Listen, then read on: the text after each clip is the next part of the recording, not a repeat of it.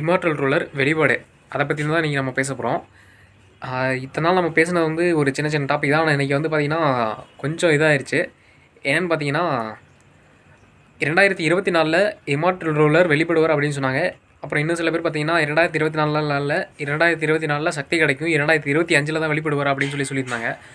ஆனால் இப்போ பார்த்தீங்கன்னா சில பேர் வந்து என்ன சொல்கிறாங்கன்னா 2 அதாவது 2ஆம் தேதி 2வது மாதம் 2024 வெளிப்படுவார்னு சொல்கிறாங்க. சரி, ஓகே, இது கூட 2024 வெளிப்படுவார் ரைட்டு. சில பேர் சொல்கிறாங்க 24/12/24 அப்போ வெளிப்படுவார் அப்படின்னு சொல்கிறாங்க. அதாவது இந்த 12ஆல் வகுப்படக்கூடிய நாளில் அப்படின்னு சொல்லிட்டு இருக்காங்க.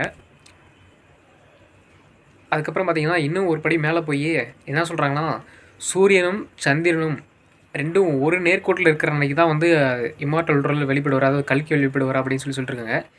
சூரியனும் சந்திரனும் பார்த்திங்கன்னா எப்போவுமே ஒரே நேர்கோட்டில் தானே இருக்குது. எப்போ அது விலகி போயிருக்கு?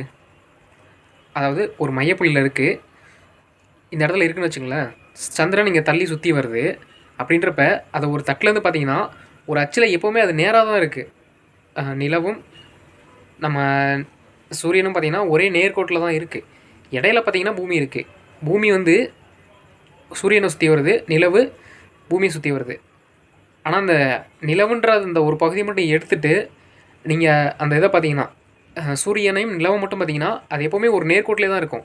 ஏன்னா அது ஒரு வட்ட வடிவிலையோ நீள்வடியிலையோ சுற்றி வரும்போதுன்றது போது ஒரு ஆரப்பகுதி வந்து அதுக்கு இருக்கும். அந்த வாரம் பார்த்திங்கன்னா எப்போவுமே ஒரு நேர்கோடாக தான் கன்சிடர் பண்ணுவோம் நம்ம எப்போவுமே.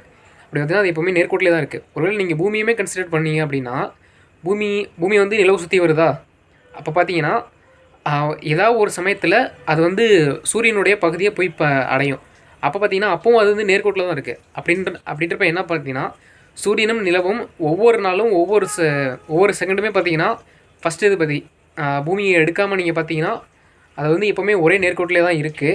ஒருவேளை பூமியை கன்சிடர் பண்ணிங்க அப்படின்னா ஒவ்வொரு 12 மணி நேரத்துக்கு ஒவ்வொரு தாட்டியும் அந்த ஒவ்வொரு 12 மணி நேரமும் அது வந்து நேர்கோட்டில் தான் இருக்குது. அப்படின்றப்ப கல்கி வந்து எப்போ வெளிப்பட்டார் அப்படின்னு தானே அர்த்தம். எப்போ சூரியனும் பூமியும் உருவானுச்சோ நிலவும் உருவானுச்சோ அப்போவே பார்த்திங்கன்னா வந்து கல்கி பிறந்தார் அப்படின்னு தான் அர்த்தம் நீங்கள் சொல்கிறது பார்த்தா. இந்த வீடியோ பார்த்துட்டு இருக்க நீங்கள் கல்கி எப்போ வெளிப்படுவார்ன்றது உங்களுக்கு ஏதாவது தகவல் தெரிஞ்சுன்னா கீழே கமெண்ட்டில் சொல்லுங்கள்.